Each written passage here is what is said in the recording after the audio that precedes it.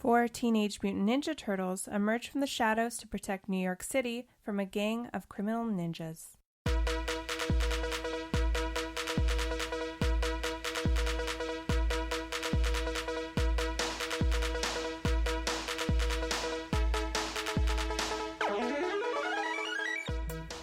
This is Ryan. This is Ashley. And this is Ruining Our Childhood, a nostalgic weekly podcast where a married couple rewatches and reviews our favorite 90s and 2000 movies to decide if they hold up to our adult standards. That is correct. I don't know what I was doing. I decided to hold my breath while you were recording. I looked over and I just felt like it was Wayne and Garth when they're like motioning along and then they tell them they're like nodding their heads, so then they just stop and they're just like staring at them. Yeah. That's what I felt like. Oh, no. I was just holding my breath for some reason. We changed that. Yeah. Little update. Season 2, bitches. Or Season 2, faithful listeners. Yes. What Ryan said. I'm Ashley. He's Ryan. We're a podcast.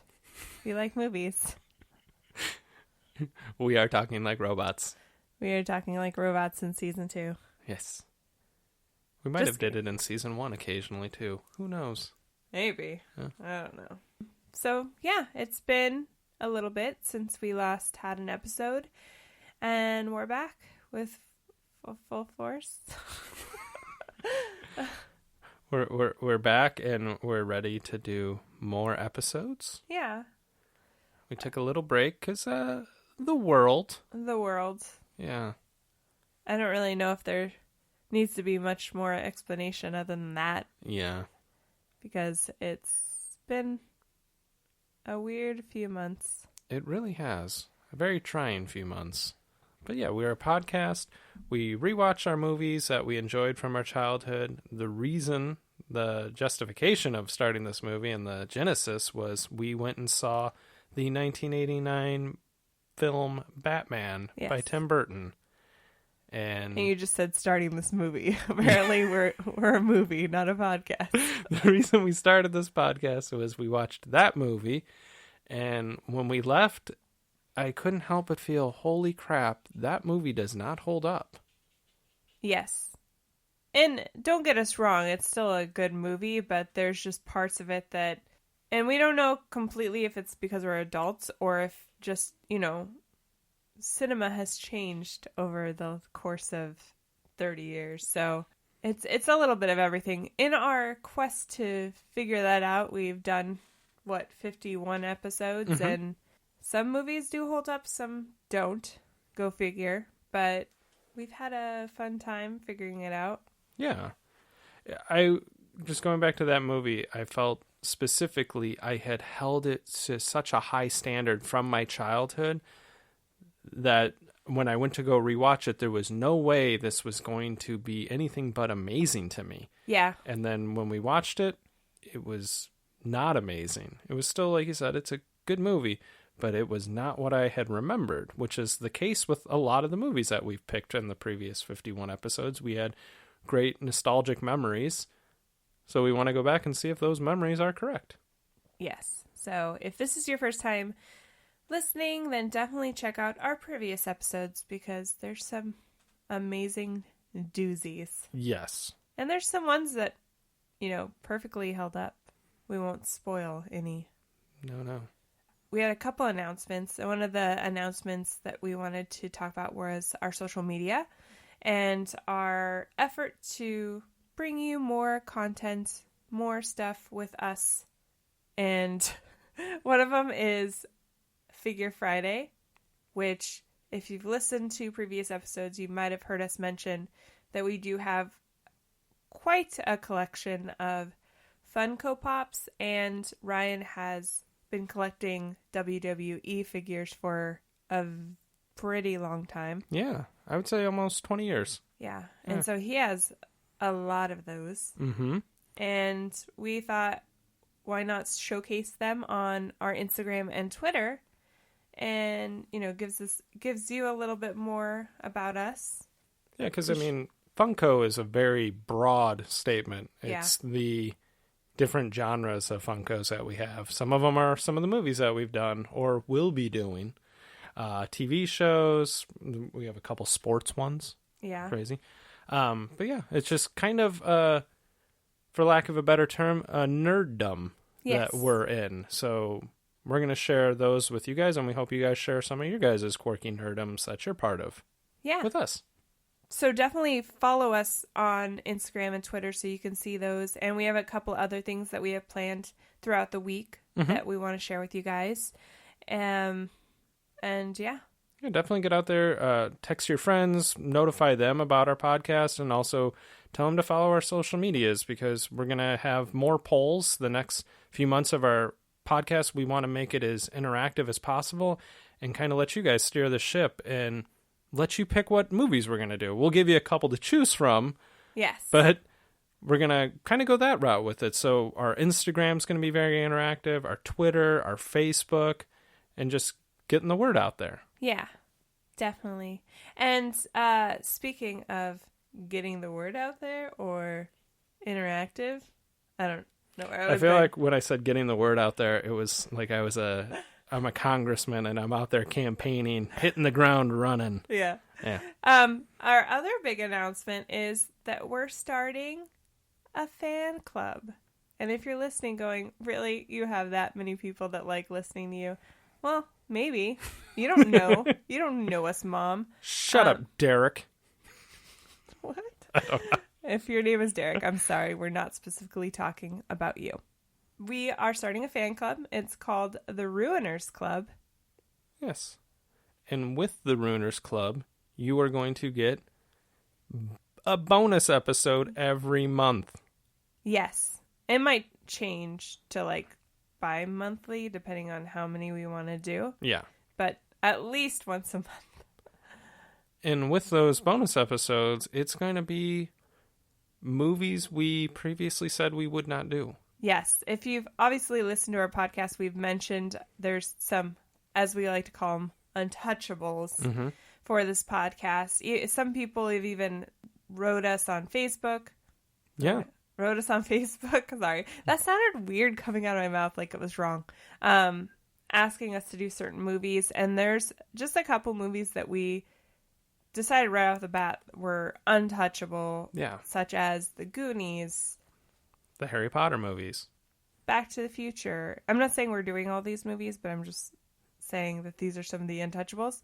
But do you want to tell them the first episode we're going to do? Yes. The first one, which will be going up, if you're listening to this on Tuesday, it's going to come up on this Friday. Yes. It is called Shaun of the Dead. It's called, in case you've never heard of this movie that's been existing for the last 16 years. Yeah. With starring Simon Pegg and Nick Frost. Yes. It's definitely one of my favorite movies. Again, zombies. I've discussed this before. Huge fan of zombies, and this mixes obviously zombies with comedy and Britishness, which is all the things that I like. Yeah. So. But that's going to be what we're going to do with they're going to be monthly or bi-monthly, depending how we're feeling. Bonus episodes. They're not going to be as long because we're not going to be going through trying to nitpick it. It's movies that we're going to tell you what our favorite part was. We'll talk about the cast. We got new awards that we're going to be giving out. Ones that don't crap on Nicolas Cage. Okay. You got to think about, you're like, are we? No. So it'd be new awards. On all you have to do to get these, you don't have to pay for them, is just, we're going to have a sign-up thing. You're going to give us your email address, and we're going to send you the free episode. We're going to have a sign-up thing? A sign up on our website. Yeah, we have a website now, guys. Yeah. ruiningourchildhood.com. Look at us, all professional-like. Yeah. Yeah, there's a place you can join. We'll also have it on our Facebook, all of our social media today, if you're listening on Tuesday. But even if you're listening on Wednesday, we'll still have it up there. But you can also go to ruiningourchildhood.com and hit the join our fan club. Yeah. And all you have to do is give us your email, and we won't sell it to anybody. Yeah, we're not going to. Who do we know? We're not going to spam your email. No. We're just trying to give people, because we've created a very nice website. and by we, I do mean Ashley, has created a very nice podcast website. It has the list of our episodes. We'll have show notes up there. There's some biographies about a couple people. Us. Maybe there'll be one for the producer of the podcast. Yeah. Rupert. Get him up there. I think you took very nice pictures of us. Yes. To put up there. So we'll have to take a nice portrait of him to put up there as well. I will do that. Unfortunately, given the state of our world, Rupert has not been to the groomer. So he does look slightly disheveled, even though he was recently bathed. I did give him a bath yesterday. Yeah. He did not like it. No. He's very bougie. He's like, I need my professional spa day. And yes. He wasn't about. No. He wouldn't even let you snip the little hairs around his toes. No. He was like, nope. You don't know what you know. Long. Yeah. So. Anyway. But yeah, so like I said, check out the social media pages and our website because they're all awesome. Yes, definitely. And yeah, we're going to be setting up our weekly polls for each week on Wednesdays. And so definitely go to our social media and vote on the movie you want to listen about. And don't be afraid to vote on the Instagram poll and the Facebook poll and the Twitter poll. You can vote. Some people have done that. Yeah, vote on all of them. Yeah. Follow us on all social media. Yeah. Why aren't you more obsessed with us? You might be thinking, you know Slinking? what? You might be thinking that Teenage Mutant Ninja Turtles needs my 3 votes to make sure they don't do 3 ninjas. Yeah, that's true. Yeah. I mean, obviously, if you listen to the first few seconds of this podcast, you know that Teenage Mutant Ninja Turtles won. That is correct. By a landslide. Yeah.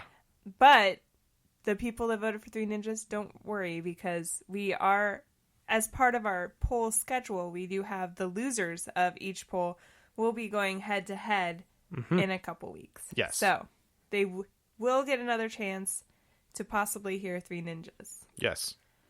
Because Colt needs his day on our podcast. Colt is trash. He really is. Tum Tum all the way. Tum Tum and Rocky all the way. My nephew's name is Rocky. Yeah. Hi, Rocky. If you're listening. He might be. If you're listening, text me that you're listening. And if you can't spell because you are 7. I don't know, can 7-year-olds? They can spell. He can spell. Oh my god. I'm the best aunt ever. Have Remy do it. Yes. And hello to him as well. Yes. Hi, Remy. Yeah. Everybody else can go fuck themselves. Whoa! I'm just kidding. So, we didn't even announce, technically, we are doing Teenage Mutant Ninja Turtles, the 1990 classic. Let's get back into that. There we go. After we did all the other stuff we were going to do. 1990, we've definitely done a 1990 movie before. Yeah, I think we've done at least 1 or 2. But hit us with some 1990 facts. This movie was released on March 30th of 1990. It had a budget of $13.5 million, and it grossed $202 million. So it was crazy successful. What? Popular TV shows from 1990 were Cheers, 60 Minutes, and Roseanne. A couple popular songs were George Michael, Praying for Time, Janet Jackson, Black Cat, and Vanilla Ice. Ice, Ice, baby. Some popular movies, not including this one, but were Home Alone, Ghost, and Dances with Wolves. We've definitely done a 1990 movie because the Dances with Wolves. Yeah. Because I think I've said that I hated that movie. Yes. I won't get into it. Go look for the episode. Be what you know what movie I can think of that was from 1990? Crybaby. Oh, okay. Then that's probably the one. That's probably the one. That was a good movie. That was a good movie. Now that if we went back and listed, we were like, it didn't hold up. Like, awkward. Our episode didn't hold up. So meta. Anyway, Teenage Mutant Ninja Turtles. Definitely, like you said, a hit movie. Mm-hmm. What was your earliest memories from it? I was huge into the toys. Mm-hmm. I felt like I might have had the toy before I had known what the cartoon was. But I feel like back in those in the 90s and late 80s, sometimes the toys would hit the store simultaneously. Like, it was like, we're going to create this TV show just to sell action figures. So Right. it wasn't like nowadays, I feel like the toy takes a year to produce to kind of go with it. So I remember being crazy into the toys. I also remember, I want to say, judging by the date, March 30th, it probably, my brothers went and saw it on Easter, and I was sick and didn't go. Well, that sucks. Yeah. So I didn't see it till it came out on VHS, but I remember watching it a lot. Yes. Yeah. Same. I would say it was on repeat in our house quite a bit when it first came out. I don't remember seeing it in theaters, of course. I honestly don't know if I have like a really super early memory of this movie other than it scared me a little because it is dark. When I remember from it, it's like visually dark. But I was super excited they were really into pizza. That's what I could remember, was that I was like, pizza, yes. These guys get me. Especially Michelangelo was so much fun. I was like, I just want to go hang out with him and eat some pizza. Yeah, Michelangelo was definitely one of my faves. Yeah. When I was a kid, I was kind of into three things. It was wrestlers, G.I. Joe, and Teenage Mutant Ninja Turtles. I loved the toys, the video games, the movies, specifically the first two. I was crazy into. I didn't see any of the reboots they've made. At my old work, on Saturdays, we would play movies on the screens because it was very slow. And they played the one with Megan Fox. So I've seen parts of it, but I never watched it. Just, it was, we've discussed this before. I'm not totally against remakes and reboots, but I guess I just wasn't that into the concept of that completely ruining my childhood. So I guess I can say that I understand when people get a little up in arms with certain reboots, but I just didn't care about it that much, so I never really watched it. That's how I would kind of describe myself, was I was kind of indifferent towards it, which is weird because I was really into it as a kid. Yeah. But it's still, I don't know, it didn't appeal to me. Right. But I just had a memory that has something to do with Teenage Mutant Ninja Turtles, and I don't know if I've told this story before on the podcast, but was when I was a kid, me and my brother were playing in our apartment building, and we were playing with his Teenage Mutant Ninja Turtles, and I'm pretty sure it was from the third movie because they had like the ninja gear on, or is that from the second movie? No, third movie. Okay, cool. And this stupid little kid who lived in a slightly different building tried to steal my brother's toys, and my brother, being older, was like, it's cool. And I told the kid to give it back, and I hit him with a sword. And because we had a plastic sword for some reason. This is a great story. And he ran home, told his mom, and his mom legit called the cops on me. Wow. And told me I was going to get arrested. So I hid under my coffee table, and the cops actually came because apparently it was a slow crime day. And they just kind of laughed it off, and they're just like, don't hit other kids. Yeah. But I literally thought I was going to get arrested. If you were a little smartass, you'd be like, I wouldn't have hit him if he wasn't stealing my brother's toys. Right? Yeah. He asked for it, little shit. He did. Yeah. He's probably in jail now. I don't know. He's probably a perfectly nice kid. He went with, he's a terrible human being and he's in jail because he stole a toy from my brother when I was 6. Yeah. And his mom legit called the cops on a 6-year-old. God. What wasted time. Yeah. How can we waste our police resources? Yeah. Have them come out here and deal with this. This was in Long Beach, California. You know there was crime there. There was things happening. God. I'm not trying to say Long Beach is crime-ridden. I'm just saying it's a more populated area. There was probably crime. Anyway, do you think this will hold up? I kind of went back and forth. I have kind of a vivid impression of what the turtles looked like in the movie because I remember I was very excited to get the toys from the movie because they had more of a rubbery feel to them, whereas the other ones were really plastic. And I always felt the turtles looked cool. And I know it's Jim Henson was the one who created these turtles. So I think the look of them is going to hold up, but where I feel it's going to not hold up is the writing, because it is trying to appeal to kids.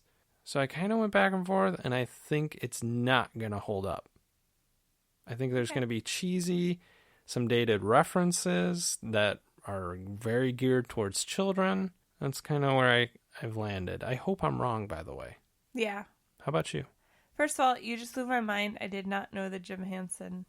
Yeah. Yeah, I didn't know that. So, good trivia, Ryan. You're welcome. I also think it's not going to hold up, and I think it's going to be a mixture of maybe the costumes being a little creepy and the concept of what we have today, where honestly we rely way too heavily on special effects, but in some cases they're done very well. I'm a little worried about the writing as well, especially since, I vaguely remember, it's been a while since I've seen this movie, but I vaguely remember there being some like street criminals that might be a little offensive racially, like stereotype wise. I hope I'm wrong too. I'm hoping the plot at least will be good and just a nice nostalgic watch, but yeah, I don't think it's gonna hold up. Yeah. So where can you find this movie? That's a good question, Ryan. I'm just looking at this. Apparently there's a website/app called Popcorn Flicks that you can stream it on with ads. So I'm guessing if there's ads, it's probably free, but you have to suffer the ads. You can also rent it and buy it on all of the streaming apps that you can think of. So it's widely available for a price. Excellent content. You can find it. Yeah. And apparently this Popcorn Flicks app, you can watch it. I'm kind of blown away at the sheer volume of streaming providers that we were unaware existed. Yeah. And we're just getting more and more of them. We're going to get more, honestly, I think, due to like coronaviruses. I think like I'm more surprised more theaters haven't started doing it. I know AMC did start doing some. Apparently Fandango now has one because that's listed. Wow. That's a thing. So, yeah. Jeez. So many. It's kind of nice, but I also feel like it's like the end of an era of... I'm a little worried about movie theaters, you know? I will say, given the change in some of these movies that were supposed to go to theaters and like Trolls going straight to streaming, and more importantly, not only that it went that way, it was successful. Yeah. Kind of makes you wonder if that's going to be a avenue that will be explored more once we get out of this. Yeah, that's true. It's a little worrisome, but I guess we'll see. Yeah. So let's go ahead and we're going to go ahead and hit the pausey pause. And I'm going to try that again with less words. We're going to go ahead and hit the pausey pause. And we'll be back. We'll be right back. And we're back. We just finished watching Teenage Mutant Ninja Turtles, and we're going to go ahead and break down our movie like we always do. And our first category is, well, hello there. Well, hello there. Where we talk about any cameos of famous or recognizable actors or actresses that we forgot were in the movie. And there was quite a few. Who did you notice? The first person I noticed was Judith Hoag, who plays April-O'Neil. And this is definitely one of the times where I would say that I know her first from this movie. Mm-hmm. But she's been in Halloween Town, which was one of my childhood favorites, Disney Channel original movie. And she was also Tandy from Nashville, which is a show that we watched, never finished. No. It's not still on, is it?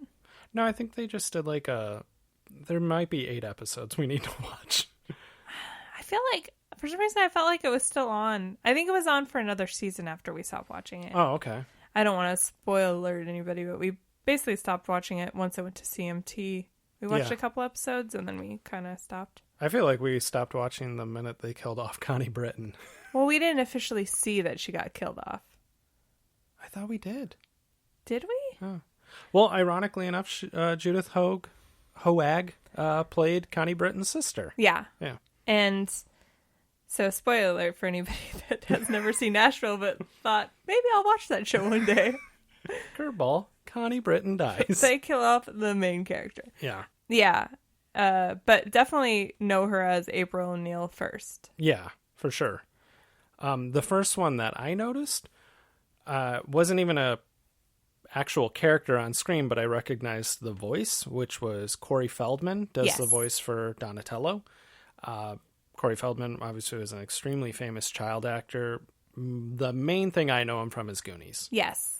He's definitely one of the better parts of the Goonies. Mm-hmm. And that's saying a lot because I do truly love every character in that movie. Yeah. I think he, hands down, is probably my favorite part because we watched it not too long ago, like a year ago. And I did catch there was a line where Michelangelo is waiting for a pizza to be delivered. And Donatello walks over and he is like, "Hey, Mikey." And I immediately had a Goonies flashback. I wonder if they did that on purpose. God, I hope. remember him saying that because I was like, do they call Michelangelo Mikey in this song? I never noticed that. Yeah. They might, but I immediately picked up on that. Yeah. And immediately just the voice. I was like, oh my God. To me, that seems like a reference. Yeah. Because this is what? 4 years Four after? years later? Yeah. Definitely. The next person, I was super excited. We had to rewind it because I was like, is that who I think it is? It's a legit cameo. This is what I picture in my mind when we created this category. It is Sam motherfucking Rockwell as literally credited as head thug. Yes. He's so young, and he has a little shaved eyebrow, and he's part of the group of kids that what is the army called? They turn him into the Foot Clan. The Foot Clan. I was going to say the Foot Gang, and that's not right. Foot Clan, and I thought he was only going to be in the beginning of the movie, but he ended up having quite a few lines and being in most of the movie. Just doesn't have a character name, apparently. It was funny because you go, oh my God, was that Sam Rockwell? We had to pause it, rewind it, which is funny in itself. But yes, this is the very idea of what we had in mind when we created this category. Yeah. Because also I feel like there's stories out there, like on Facebook, where they'll be like, you might not know this person was in this movie. And I had never come across this. Yeah, that's true. It was a very nice surprise. And usually when it's like a BuzzFeed article and I'm like, I know 90 of these because I am a nerd. Yeah. But yeah, this was a nice little treat. Yeah. Because I love me some Sam Rockwell. Definitely. Legit Academy Award winner. Legit. Hanging out with the turtles. Who is your next one? The next one for me was Elias Coates. I don't know if I'm saying his last name correctly. Coates? Coates? I don't know. He played Casey Jones, yes. Which Casey Jones was always one of my favorite characters. I was always excited when he would pop up on the show.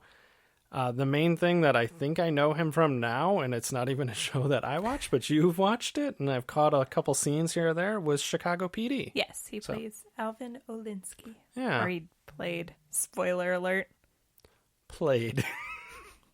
We're just spoiling TV shows for people. If they've never seen Nashville, they've never seen Chicago PD. Curveball, these people are all dead. Yes. Fun fact about this, I even wrote it in my notes, that when I was a kid, I thought he was Robert De Niro. Obviously, Robert De Niro's a little older, but I always thought that they looked very similar. I could definitely see that. Yeah. I don't know if they've ever played siblings in a movie. Because they should. I'm just thinking, they made that movie, City by the Sea, where James Franco plays his son. This guy totally would have been a better Robert De Niro. Yeah, this guy's probably only like 10 years younger than him. Yeah, that's a good point. But I could definitely see that. Yeah. The other person, I was looking at his trivia, and I guess he gets confused with Christopher Maloney, too, a lot. Which I could also see. More so De Niro for me. Yeah, no, I think he has that. Maybe that's what he was going for, especially in this movie, like to have a little bit of a tough guy, De Niro type, but Yeah. Speaking of SVU, my next one is Josh Pace or Pass. Pass. Yeah, I don't know. He voiced Raphael, Yeah. but also he had a cameo where he's a passenger in like a cab. Yes. But he was a total creep on SVU. Yeah. I think I'm pretty sure he's been in other things, but that's what I remember him from. I pulled up his Wikipedia because I'm like, I know him from stuff. Just some of the things he was in was Scream 3. Oh, okay. Phone Booth, which I always liked with our boy. That would be a good one for our podcast, our boy Colin Farrell. And he was in Joker. Oh. Which we have not seen, but I'm like, that's a hit movie that people have seen. Just not us. We suck. Yeah. Don't come at us, guys. Or do. Just do it. Anyway. Yeah. Yeah, he was a creep in SVU. Definitely. For sure. Who isn't a creep in SVU that if you're not part of the main cast or a victim? That's true. Yeah. And even some of the main cast end up being some creeps. Am I right? Are you? Don't call me on that because I'm like going, maybe there isn't creeps in the main cast. I mean, he was a reoccurring character and he worked for the PD, so that was kind of in a way, yes. Yeah. I don't know if there's ever been like a detective that turns out being bad. I don't know about SVU, but regular Law and Order had a couple like where it's a reoccurring character and they don't turn out to be creeps, but they break the law. Yeah. But anyway, this is not a Law and Order podcast, even though that'd be amazing. I'm sure there's plenty of them already. My next one, I didn't really have anybody else other than I just wanted to mention the other two voice actors for the Turtles. And Michelangelo is voiced by Robbie Rist. We're just like butchering all these names, I'm sure. Yeah. But he does a lot of voiceover acting still. Mm-hmm. But when I was a kid, Michelangelo was my favorite turtle. Yes. And do you know the other person? I don't. Oh, it's Brian Tochi as Leonardo. And he was actually in Revenge of the Nerds. Okay. And he does a lot of voiceover work still, so. Nice. Yeah.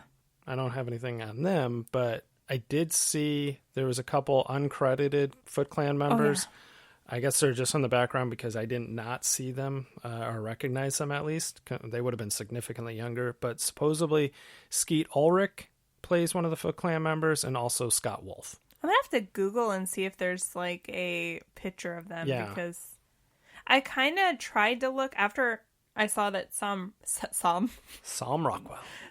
Rockwell was one of the thugs. I did try to look at whenever they had like a group of the kids to see if it was just a random person that we would recognize, but I didn't really see anybody. And halfway through the movie, I just forgot about it. So. Yeah. No, I did the same thing, and I did not read that they were in it until the very end of the movie, and I was like, damn it, I would have kept a better eye out for them. Yeah. So. Wasn't Scott Wolf, he was in Double Dragon? Yes. Yeah. Filmed in Cleveland, Ohio. Oh, I didn't know that. Yeah. Good fact, Ryan. Yes. Is that all you had? That is all I had, yeah. So we will move on to the next category. Kids would call it a throwback. We call it the prime of our teens. And you know why I paused? For entrance of our music. Yeah. Yeah. That's a thing. Are you guys excited about it? I hope so. I'm editing and post, so I have no clue what it sounds like right now. Did you see any fashion choices you wanted to discuss? I'm not going to lie. I only had one. Mm-hmm. I don't know why. Apparently, I was slacking off on this category. But aprilo'neil's boss, I think his name was Charles. That sounds right. Yeah, Charles Pennington. He has a son named Danny.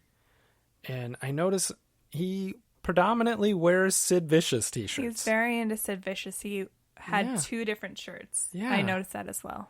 Rocking the Sex Pistols, which is kind of weird because I feel like that's going to fly. This was a kid's movie. It's going to fly over kids' heads. They don't know who the Sex Pistols true. They're are. like, why is this guy wearing this random shirt? Yeah. The one shirt actually said Sid on it, and the other one had Sid and Nancy. Yeah. But, yeah. I remember the Sid from when I was a kid because there was a pro wrestler named Sid Vicious. So when I was a kid, I thought, I'm like, oh, he's wearing a Sid Vicious t-shirt, in the sense of, I thought it was a pro. I had no clue that they literally had the same name. Yeah. Yeah. Dork. Nope. Total nerd. I knew who the Sex Pistols were. When you were 6? No. I didn't get into them until I was like 17. Oh, yeah. And I was like, I'm into punk. Yeah. I'm cool. I'm so cool. I know who the Clash is. That was me when I was 17. I could see you saying that. Like, I know you guys are all into your Britney Spears, but I like the Sex Pistols. That's exactly how I was. And all your friends were like, who the fuck are the Sex Pistols? Yeah. Why are they so angry? April had some amazing outfits, including the like vinyl yellow jacket, which is to me just like her ideal outfit. Yeah. And her beautiful curly hair. Gorgeous. It was teased to G's. Zest. Yeah. And then at one point, when it's the scene where she gets attacked by the large amount of ninjas, who you probably could have only had to send 2, but to beat up a middle-aged woman. Yeah. But I don't think she was middle-aged, probably like 25. But when I was a kid, I thought she looked so old. You know, when you're a kid, you think everybody over your age is super old. As I say, you throw me a 25-year-old when I was 6, I'm like, that kid's 100. Yeah. That kid's on. That kid's 100. But she was wearing an awesome outfit with a neck brooch, and it was like a vest skirt combo, but I actually thought it was pretty cute. I'm not gonna lie. I would rock it right now. Like, I'd bring that back. Yeah. I actually did just think of another one, and it was whenever Raphael would go out into public as a human, or try to blend in, I should say, as a human, he would wear a fedora and a trench coat, and I'm going, but you still have green legs and you have a turtle face. You're not blending in. In the scene where he's walking before he meets Casey Jones for the first time, and he stops 2 kids from stealing a purse, and he flashes his, what are they called? I think they were called like size. size. Yeah. And I was just like, you don't have to flash that you have a weapon. You're a fucking turtle. That is scary enough for the kids to be like, okay, I'm out of here.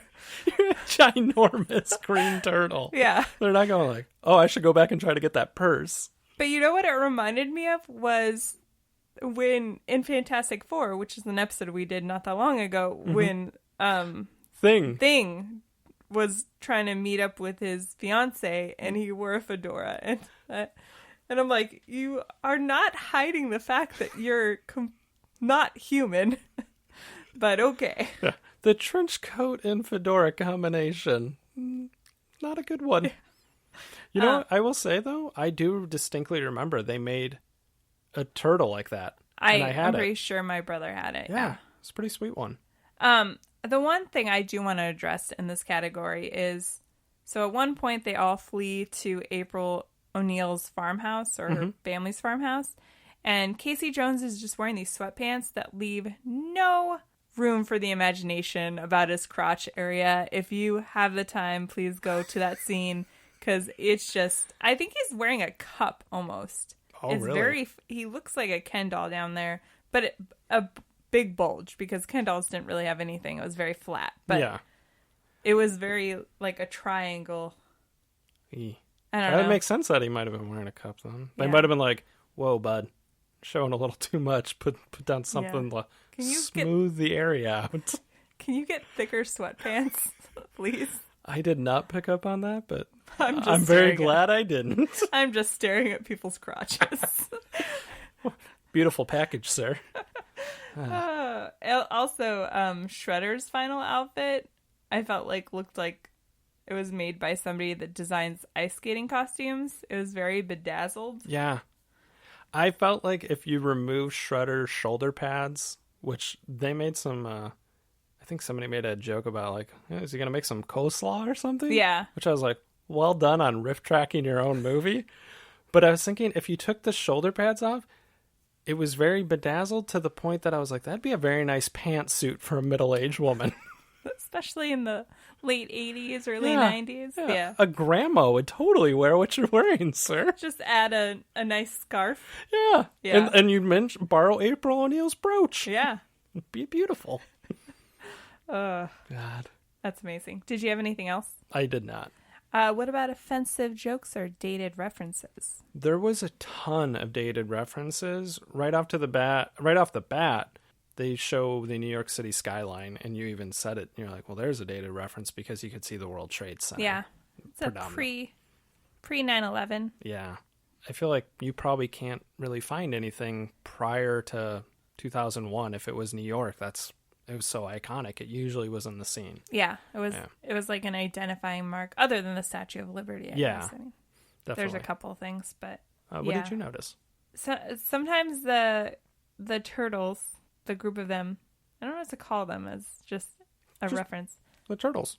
The dudes. The bros. They did it a couple times where they go on little tangents and just say like excellent, righteous, bossa nova. Yeah. And I just felt like that itself, obviously there's things like cowabunga, which they say at the very end of the movie. Mm-hmm. That's, to me, that is synonymous with them. Mm-hmm. But some of the other ones I was like, whoa, 90s, calm down. Yeah, that very last scene, that's essentially what they're like, gnarly, and you're like, oh my god. It dates it a little bit. It's also...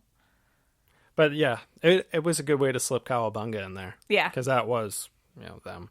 For me, I know there was some product placement where when it is 30 years old, it's inevitable that you're going to have like the old school logo. And there was a scene where they were eating Burger King. So there was like an old box that the Whopper used to come in. Yeah.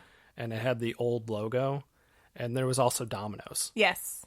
Which when I saw them ordering Domino's, I'm like, dude, you're in New York. Nobody's ordering Domino's. Right? You're getting a good pizza. Not that. Like, how much did Domino's have to pay to get that product placement? Hell yeah. That's a plot hole in itself. I think I listed that as a plot hole. I was like, why are you getting Domino's in New York, bro? Like, really? Yeah.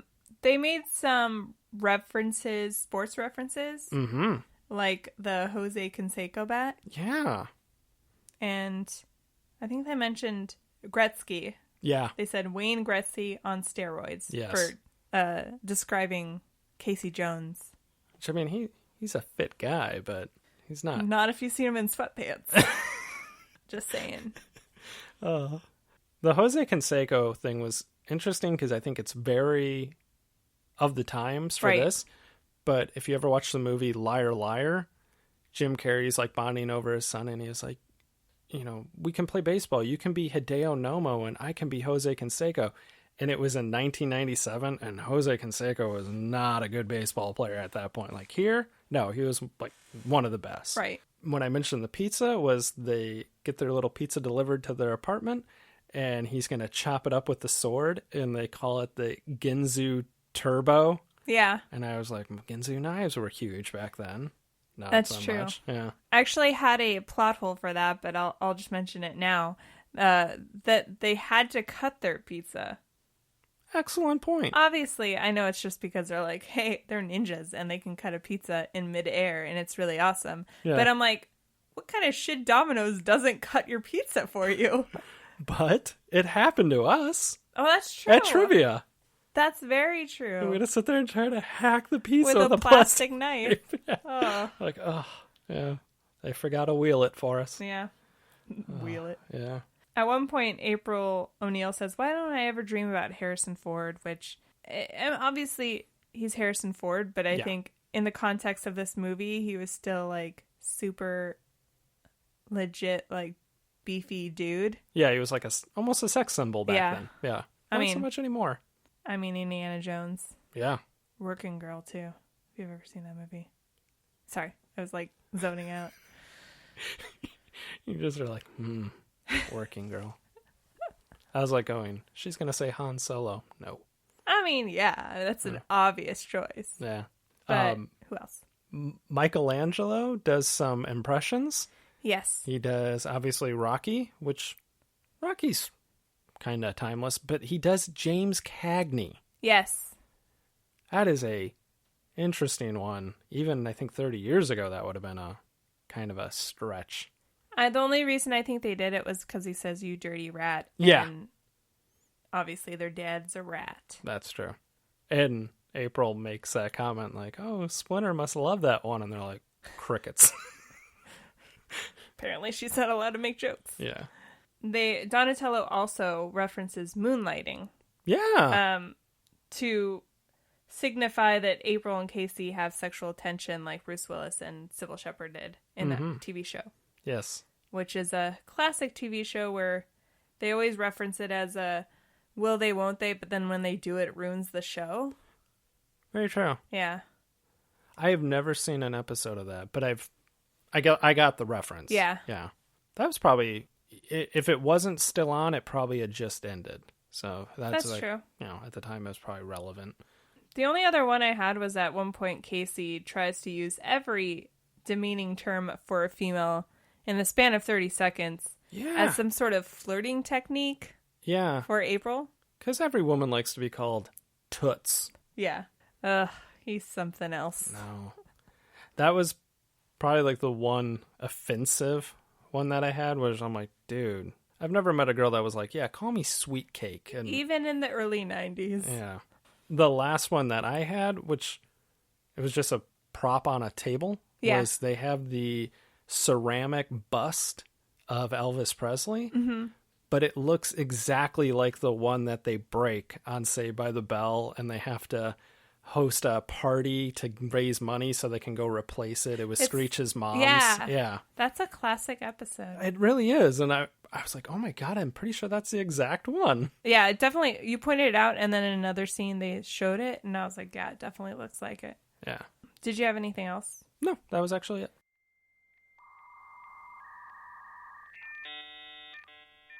Our next category, we're going to go ahead and get our Walkman out and listen to some music and talk about some dated technology. That sound effect is amazing. Just saying. It is a top-notch one. I thought of it. That's true. Yeah. That's very true. Yes, I was very proud of it. There was some that I noticed. The first one was the sewer payphone. Yes. That they had where Michelangelo used to order pizza. And as an adult, I'm just thinking the logistics, like, how did they wire that there? And what's going on? I watched the same movie as you, and all I picked up on was, I was like, oh, I used a payphone to order pizza. Not that the payphone is in the sewer. When I was a kid, I thought it was cool. Yeah, I never put two and two together until you just said it. That makes no sense that they have a payphone down in the sewer. God. What was yours? At the beginning of the movie, they're doing a news story, which we'll talk about in a minute. And the Foot Clan members are going around just committing petty crimes, stealing pocketbooks and stuff. But this lady's sitting on her like fire escape, watching television, and she looks away for a second, turns back, and they steal her like boxy TV. That alone, I always went, as a kid, I went, that makes no sense. If she's on a fire escape, where did the guy go? Yeah, that's true. How fast is he? Obviously, he's being trained by ninjas, but it was still very quick. I was like, she looked away for 3 seconds. She could look down and be like, oh, there he is. He's running away with my TV. I should call the cops. Yeah. But no. There was quite a few box televisions. At one point, Shredder's looking at a wall of them. Yes. Like he's Batman. Mm-hmm. Nice reference.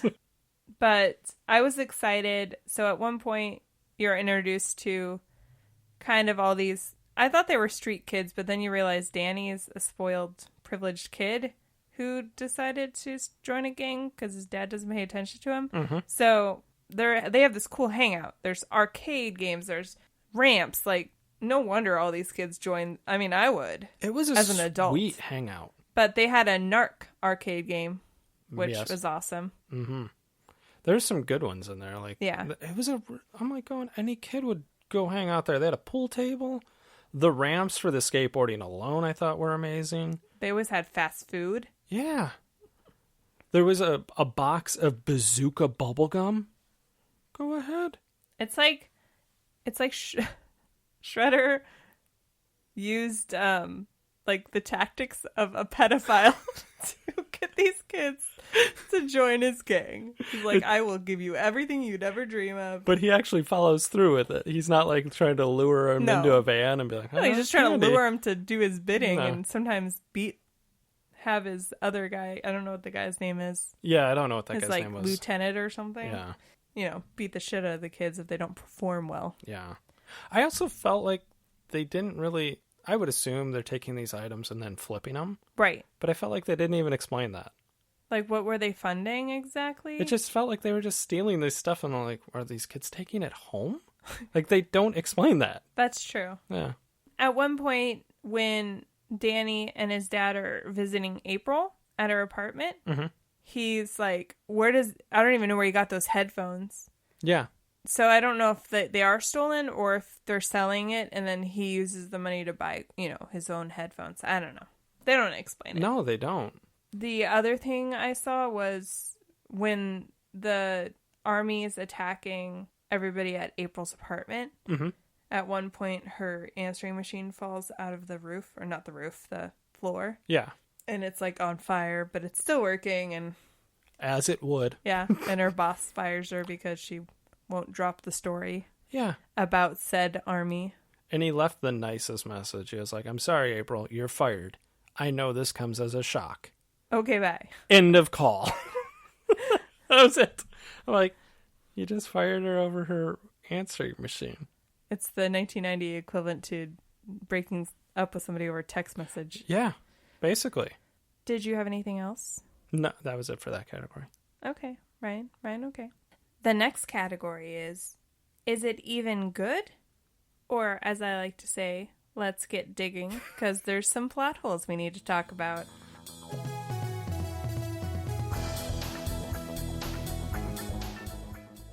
What did you think about the plot? Radioactive material spills on turtles. They grow to human size, can talk and fight crime, and are ninjas.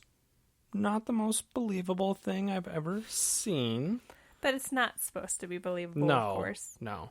I would say as far as if you take it in the context of Teenage Mutant Ninja Turtles, it was a good plot within their universe. Yes. Like they develop the Foot Clan and how they get their members and then they do brush over their origin story and Shredder's origin story and Splinter's origin story. They kind of hit on all of them, and as a kid, it didn't go over my head what I was watching. Yeah. So I enjoyed it. The one thing I will say, the biggest plot hole in this whole movie is nobody questions why there are 4 human-sized turtles and 1 human-sized rat just running around New York City fighting crime. No. Every single person, when faced with them as a reality, shrugs it off, except for April. Yes. Who screams, but 5 seconds later, she's fine. She was okay with it. She's like, you guys want some pizza? Come to my apartment. Yeah. It's always interesting in movies, like when there's a superhero, how people just accept that these people have superpowers. Yeah. Like even in the Avengers, there's plenty of normal people that are witnessing these insane superpowers, and they just accept, like, I just watched a guy fly through the air, a Hulk that is 5 stories tall and a gigantic Green Man. They're like, I get it. Makes sense. That's true. I think with like Avengers though, they slowly incorporate more and more people. Mm-hmm. So eventually the world knows who Iron Man is. So then eventually it just they become jaded to the fact. They're like, oh, another superhero. Yeah. But it's just like so small in here. Like at one point Casey finally figures out that they're actual turtles and not some random dudes in masks. Mm-hmm. And he's just like, meh. And then when he meets Splinter for the first time when he's saving him, he literally goes, that's a large rat. Meh. Like he shrugs. Like, okay, I get it. The other main plot hole that I had was, like, I kind of mentioned it a second ago, is at the beginning of the movie, they're showing this montage of crimes of these kids just doing pickpocketing and petty thefts. But they're covering this on the news, and it's a crime wave. They're in New York City. Was there no murders this week? Right? The crime wave is some kids committing some pickpocketing. And I put a note about that because I was like, her newscast is very long and informative.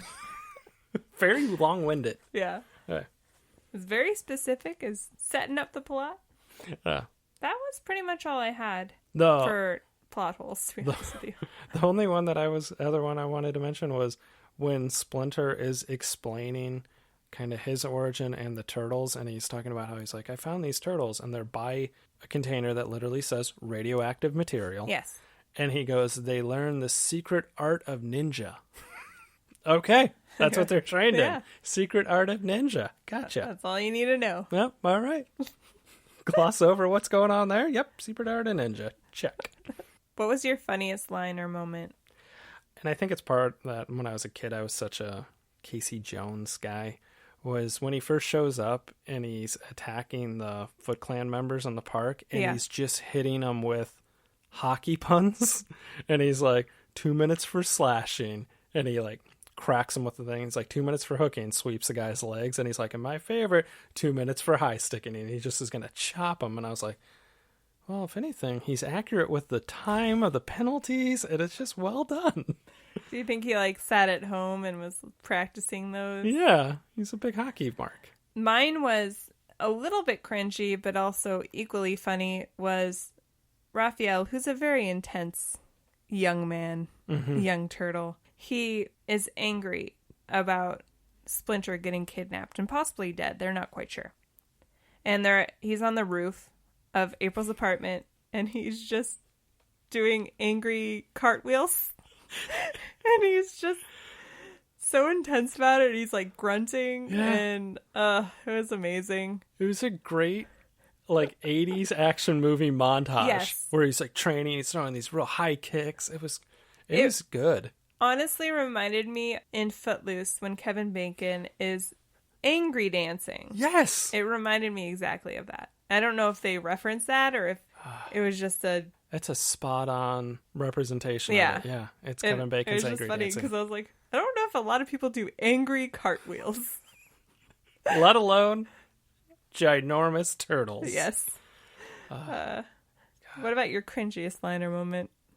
My cringiest moment is Splinter's having a heart-to-heart with the turtles about how he's like, I won't always be there, and like, you're going to be on your own one day. He ends that speech, and they immediately start dancing to Tequila. I'm like, he just had a heart-to-heart with you guys, and you guys are just like, fuck it. Tequila!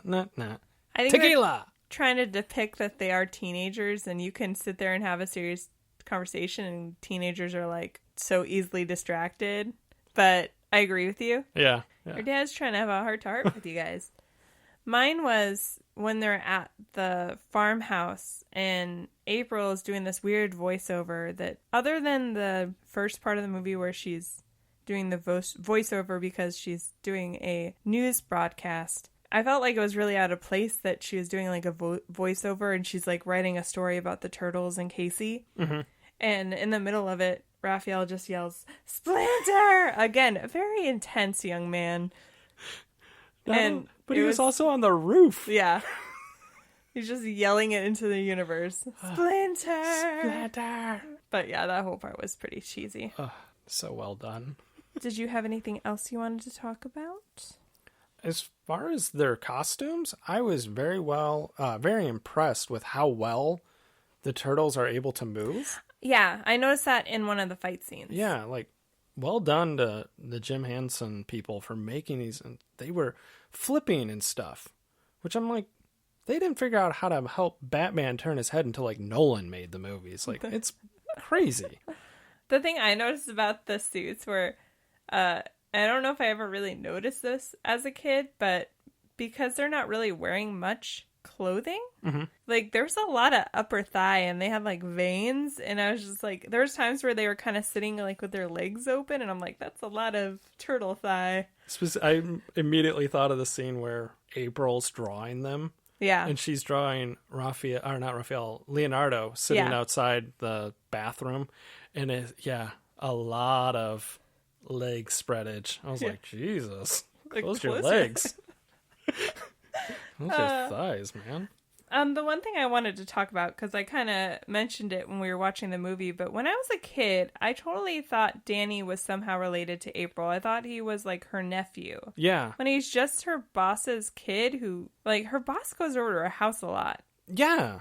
That was weird in itself. Yeah. And then I was like, did I think they were dating at one point when I was a kid? When he shows up at first, it seems like he's kind of there to check on her because she was jumped in the parking lot. But it's also like, it definitely seems like April knows Danny pretty well. Yeah. So yeah, it was, when I was a kid, I definitely had that was her boyfriend's son. Huh. Was the way I took it. But watching it back, I'm like, there's no indication that that's her boyfriend. That's definitely just her boss. They're not related. Yeah. Like, she's totally into Casey Jones. For sure. There was one moment that I almost put it as my cringiest, was when they're at the farmhouse and Casey and her flirting a little bit, Casey and April. Her shoulder hurts, so he's gonna massage her, but he like throws her into the chair to massage her. And that alone was domestic abuse. Yes. Like, I was like, well, that was aggressive. It's a little rough. And then the massage, he was getting a little too chesty with her. Oh yeah. It was a creep move. Yeah. Total creep move. Like, dude, calm down, handsy. It's definitely one of those, and I feel like this happened a lot in movies in the 80s and 70s where two people don't even seem to like each other, but because they're younger and good looking, at the end they get together. And I'm like, end up together. Yeah. I guess. Yeah. It happens a lot in the older movies. Yeah. I did feel like April had more chemistry with Raphael than she had with Casey. Yeah. Not that I'm condoning, turtle interspecies. We don't want to have a Howard the Duck situation, but Raphael was there for her. He saved her quite a few times. I felt like, as far as the turtles went, the only one that has any depth or character development is Raphael. That's true. They don't develop the other three really at all. I will say, I feel like Michelangelo was there to catch the jokes. Yeah. He was there as the funny one. Mm-hmm. But I definitely agree that Leonardo and Donatello are not as developed as the other two. And especially Raphael. I'm like, you're writing this. You could have one of them have this emotional issue, and then this one's struggling with this. I was like, why are you just giving it all to Raphael? I thought that was because he's like the straight... I think like him and Leonardo are like the two, like they're not as funny. Mm-hmm. They're a little more serious. And then Donatello and Michelangelo were like, we got the jokes and the impressions. Which it would have been fine, I think, if they would have just left all the jokes to Michelangelo, because that's kind of how the cartoon was. But yeah, like spread around the wealth. Yeah, I agree. Did you have anything else you wanted to talk about? No, that is it. Sweet.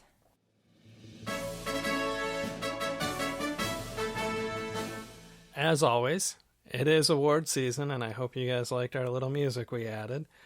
We give out 2 awards every week, the first of which is the valedictorian to the Nicolas Cage Online School of Bad Acting. Who did you give your award to? I had to give it to Michael Turney, who played Danny. Okay. Because I broke it down a little, and I think I'm going to do this from now on. His acting. He always looked like he needed to pee. Okay. He was going through some stuff. I'm not quite sure what, because they really brushed on his whole story. But it was basically just like they had him so they could have like an in on what Shredder was doing. Mm-hmm. But I didn't know if he really served a purpose as a character.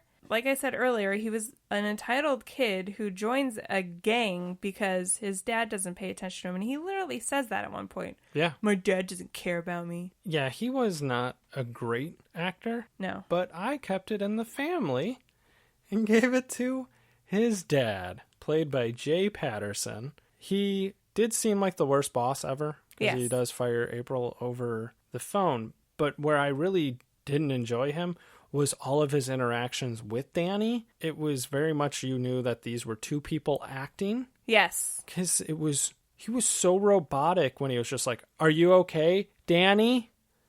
You're talking just to your child. You're not dropping their name. Yeah. It was unnecessary and it was bad. All of their scenes were bad. It just reminded me that at the end of the movie, he's like, it's just Dan now. And I was like, that's your character arc, is that you changed your name from Danny to Dan. Oh, man. He's been through some stuff. Yeah, he's grown up. Uh, Just Dan. My brother did that. He went away to college, and he stopped being Danny, and he was Dan. Here's him going, that's not what it was, Yep. Ryan. He's going to text you. He's going to immediately. Yeah. I'll just go ahead and have to remember I said that. Yeah. It was funny when one of his friends was like, called him that, and they're like, oh, that's Dan. And she was like, no, that's Danny. Like, bullshit. Good times. He's a man. Should we move on? We shall. The next award is the Thomas J. Hanks Award for Exceptional Acting, Acting. and maybe the savior of our world because they're testing his plasma for the coronavirus. Correct. Yeah. Like I tied in the real... In case you're listening to this and you're just like, I just want to forget about the world's events. Don't forget the world is shit right now. Or if you're listening to this podcast a year from now, you're like, I'm going to go back and listen to some episodes. Turns out we are dealing with a pandemic at this time, folks. Yes. Kind of sucks. I don't think people will forget that for a while. No. Who is your pick? I gave it to Casey Jones. You would. There wasn't a lot to choose from. That's true. It was kind of hard, but I really enjoyed his scenes. We did talk about how he gets a little handsy with April and throws her into a chair, which was just weird. But I felt like he was enjoyable, and as a kid, definitely was my favorite part of the movies. For sure. Yeah. Who did you give your award to? I gave mine to Kevin Clash, who did the voice of Splinter. Yes. Because I felt like he's really the heart of the group. Mm-hmm. He's such a good dad and a good sensei. Mm-hmm. I said dad weird again. And I felt like his part could have been a lot cheesier since he is literally a human-sized rat. Yeah. But I thought he actually brought a lot of heart to it. No, he definitely was. And he was so wise. And he helped Danny get through some stuff, you know? Mm-hmm. So I just liked his part. And I thought his origin story was interesting, but now that I remember, did you have a hard time seeing the origin story? It was very dark and grainy, and I think they did that on purpose to show that it was in the past, but I literally was straining my eyes to see things. Very grainy, and I did, when we were watching it, remember that this was Jim Henson, so I felt little Splinter, like normal size Splinter, looks like Rizzo the rat. And I will say, as far as Splinter, you might know this, I don't know, but do you know what Kevin Clash is famous for? No. He is the voice of Elmo. Oh. The original voice of Elmo. Like the perverted one? Yes. Oh, man. I don't know. Well, also, you know, we don't know about the allegations against him, but yeah, he was the voice of... When I didn't know that till today. Oh. And I went, holy crap, that guy who does Elmo's voice is doing this. That's cool. Well, I knew who Kevin Clash was, but I never knew he voiced Splinter. Wow. Okay. I'm sorry that I feel like I ruined it for you. I don't want to pick him anymore. No, I'll leave it at that because I like Splinter, the character. Yeah. No, he definitely, as far as non-humans, he was the best part. Yeah. I did want to ask you, after watching this movie, did your favorite turtle change as an adult? As far as this movie, hands down, my favorite was Raphael. And as a kid, I was a Michelangelo. For sure. I will say, when we would play turtles, like on the playground, when I was in like kindergarten and preschool, I would always end up being Raphael. Oh, and I hated having to be him. You are totally a Raphael. Oh, thanks. But he was definitely my favorite. It was kind of like, I feel like when we rewatched Friends, I realized how much I like Ross. Yeah. When I rewatched this today, I was like, oh, goddamn, Raphael's the best part of this movie. Son of a bitch. But he is like easily the most developed, like you said earlier. But as a kid, I didn't care about that. That's true. You wanted the fun one. Exactly. That was my thought process. Michelangelo was my favorite because he was the fun one. I will say my new favorite might be Donatello because I feel like out of all of them, he's more like me. He references movies and TV shows like crazy. Mm-hmm. And he's funny. And he's voiced by Corey Feldman, which is basically you being voiced by mouth. Exactly. So, yeah. I was actually bummed out when I felt like there wasn't enough Donatello in this movie. Yeah. Purely because I was like, I do love Corey Feldman, folks. He might be a little strange now, but he was awesome when I was a kid. Yeah. Yeah. Totally. Yeah. Now we answer the final question. The only question. We had lots of questions. I don't know why I said only question. Do you think this movie holds up? I think this is probably the hardest one I've ever had to deal with, where there's parts that didn't hold up, but I felt like it was like 50.000001 to 49.999999. I thought it held up. I agree. Sorry, go ahead. No, it's okay. I really enjoyed I thought the action scenes, with the exception of the Shredder fight, because I felt like whoever's inside the turtle costumes can really move around, which is insane because they're in these very restrictive costumes. But Shredder is just out there like throwing calf kicks at them. He was phoning it in. Yeah, he really was. Yeah. There was definitely parts about the movie that didn't hold up for me, but I think overall it was still a really enjoyable watch, and the turtles were still like funny and relatable. And I think with every movie, I'm to the point where I'm like, I feel like there could be more development between, all the main characters especially. Yeah. But as a kid, obviously we didn't notice that thing. No. Like, we were just happy that they were fighting, running around the city, cracking jokes, eating pizza. Perfectly all I wanted. Yeah. Yeah. So, but I do think it holds up. It's not hard to watch at all. No. So. There wasn't a lot of bad acting. No. Which is ironic because it's a kid's movie, and it was a low budget one at that. Yeah. But it was, even the writings, it's a little thin, but it's not bad. No. There's a reason it was successful and had multiple sequels. Yeah. Made a ton of money. Yeah. So we agree. We do agree. Yeah. Go us. Yeah. I always like when I say go us. Go us. So guys, thanks for listening to our first episode of The New Ruining Our Childhood. Mm-hmm. It's not too different. We didn't change too much. Try to jazz it up a little. Yeah, for sure. Like we said earlier, definitely check out our social media because we are doing more on that. Mm-hmm. More enjoyable things. Some listener participation. Definitely. We're going to, like you said, if you want to help pick the episodes every week, folks. Polls. Yeah, polls. Do you want to announce our next week poll? Do I have it? I think do. You I have it it on a document. Hold on. I don't know them. So we tried to pick a theme for each week. Obviously, this week it was presented by ninjas. Ninjas.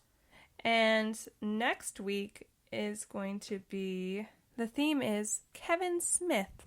Kevin Smith. For the most part, we picked a movie each for these categories. So I guess my pick, in a way, is Dogma, because it's definitely one of my favorite Kevin Smith movies, other than Mallrats. And your pick was? Jay and Silent Bob Strike Back. So that will be on our Facebook, Instagram, and Twitter. Yes. Tomorrow, Wednesday. If you're listening to this late, then sorry you missed it. But if you're listening to this the week it premieres, then you can go vote now. Yeah. And it's going to hit Instagram on Thursday, though, right? Yeah, Thursday, because you can just do like a 24-hour poll on the stories. So yeah, so it'll be up there a day late. But yeah, but definitely go vote now. And go check out our website, ruiningourchildhood.com. Throw your email in there so you can get the Shaun of the Dead episode. Shaun of the Dead episode. Also, while you're at it, shoot your friend a text message. Tell them to go to our website and enter so they can get the cool episode. Especially if they're zombie fans, if they're Shaun of the Dead fans, Simon Pegg fans, Full show. Bill Nye fans, the lady from Downton Abbey that plays Simon Pegg's mom. Martin Freeman. Yeah. Yeah. Yeah. Yeah. He's only in like 5 seconds of the movie, but he's in it. He's in it. Anyway. So thanks for listening, guys. And we'll be here next week. And on Friday. Yeah. Bye. Okay, bye.